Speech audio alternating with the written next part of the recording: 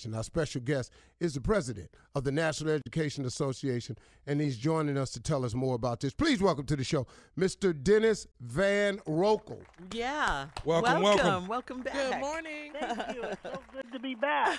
Dennis, how you doing, sir? Hey, I am doing absolutely fantastic. Well, you know, this is American Education Week. So what is exactly the mission of the week? Well, number one, this is the 90th anniversary. Started in 1921, and I think there are two main purposes that are really important about American Education Week. Number one, we recognize the role that education has played in the history of this country. There are a lot of folks like those of us probably sitting, listening to this program and sitting here talking. I grew up in a small town. It was what everybody told me was education and hard work was the way to follow my dream, and I believe that. So one purpose of American Education Week is to celebrate that past. The second thing is to celebrate the people who give their lives into public education. And it's not just all of the teachers, but all of the adults who work in public schools. They play an extremely important role. Yes. And let's not forget the role of parents and community members to make that happen. So that's our purpose of American Education Week, to celebrate the past, to acknowledge the people who work there, and then most importantly, ensure that the future has the same. Okay, so you're the president of the NEA, which is the National Education Association. Mm-hmm. What are a few of the things that we can do to be a part of the NEA's American Education Week and activities? Well, number one, you can go to our website and get a lot of information. It's NEA.org/AEW for American Education Week. And you'll find a lot of things. Coming up real soon here, every day of American Education Week, we have something new. Yesterday was Parents' Day, so parents had an opportunity. We encouraged them to go to school. Today is Education Support Professional Day, where we acknowledge and celebrate the incredible contribution of all those people who aren't teachers but who make education possible. Tomorrow is Educator for a Day, so we encourage you to call the school and say, I'd like to come in and work with you. And on Friday, we talk about the role substitutes play. Wait a minute, hold up, sir. Okay. You want people to call in and say they're going to come up to the school? No, they can call their school. Absolutely, they can call their school and say, are you celebrating American Education Week? Okay. And I would love to come and visit a class. That would be great. Okay. I thought you were talking about they can help teach. I was going to say, you have no idea who's finna be coming up to your school yeah. talking to kids. Scared you, huh? Yeah, you scared me. I'm scared. I got friends that ain't got no business in front of no kids talking. No. But, the other thing I always encourage people to, especially parents, is to talk to your kids about school. Those rides on the subway or in a car or wherever you're going, just take opportunities to talk to kids about school. Ask them where they want to be when they're age 25. How can you assist them in making school meaningful for them?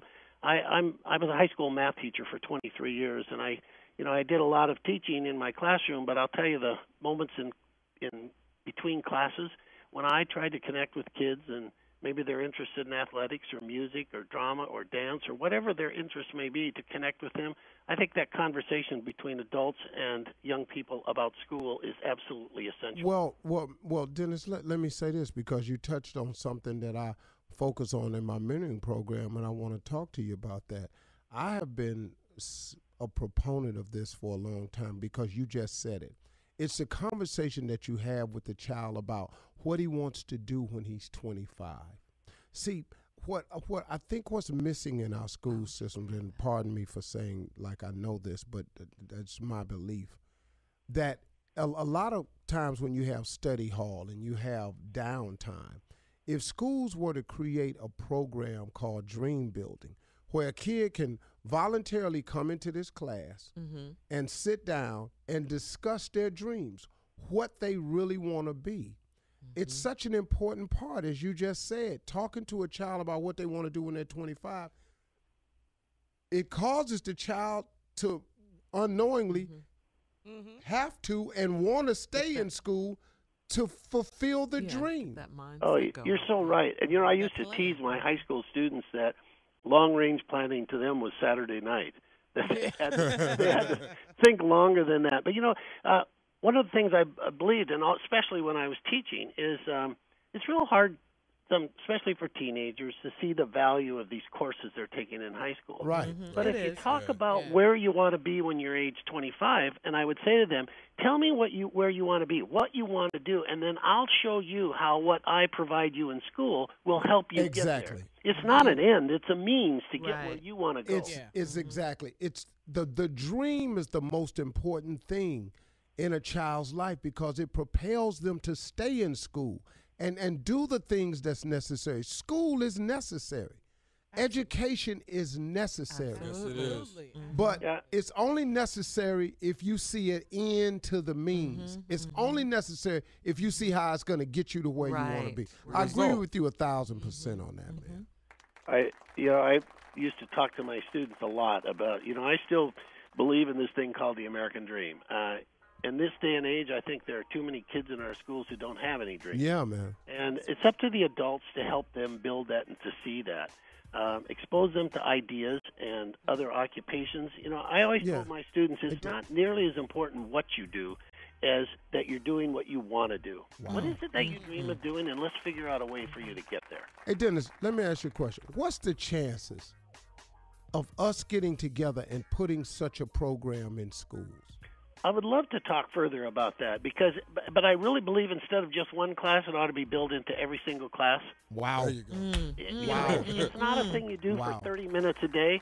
And that's the same thing we started this with the conversation of parents with their kids. So picture ahead, you're 25 years old. Where do you want to be? You want to still be living in Washington, D.C.? You want to be in Maine? You want to be in California? What do you see yourself doing? Hey, man, I would love to collaborate with you on that because that's something I really believe in. And everybody, this is National Education Week. And excuse me. Yeah, American Education Week. To learn more about this, go to www.educationvotes.com. Dennis? Hey. Thank you so much, sir. You bet. Thanks for having me. I always enjoy being on your show. Thank you, brother. Appreciate it. You're listening to the Steve Harvey Morning Show.